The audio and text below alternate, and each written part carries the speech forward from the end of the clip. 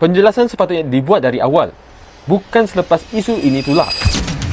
Dalam video saya sebelum ini, saya mengulas tentang laporan dari media luar negara mengenai tindakan Suruhanjaya Komunikasi dan Multimedia Malaysia yang meminta data pengguna telefon bimbit daripada syarikat-syarikat telekomunikasi di negara kita.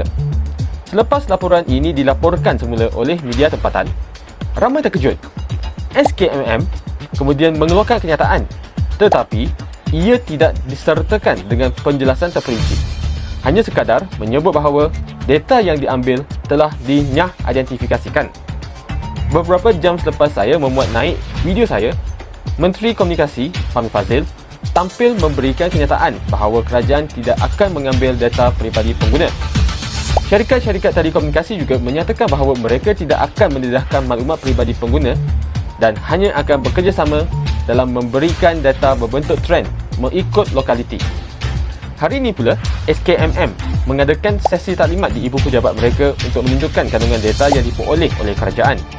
Semua ini menunjukkan betapa kurangnya ketulusan dari pihak SKMM dan Kementerian Komunikasi. 1. Rakyat hanya tahu perkara ini selepas ia dilaporkan oleh media luar. Kedua, penjelasan hanya diberikan selepas isu menjadi besar. Dan yang ketiga, komunikasi awal sangat minimum dan tidak meyakinkan. Ada yang menganggap teguran seperti ini tidak berasas dan hanya berniat merendahkan kerajaan.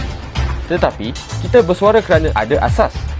Surat terbuka dan pelbagai reaksi masyarakat menunjukkan kebimbangan yang sah bahawa walaupun data tersebut mungkin tidak mengandungi nama, nombor kad pengenalan atau nombor telefon, ia masih boleh digunakan untuk menjejak corak hidup seharian kita.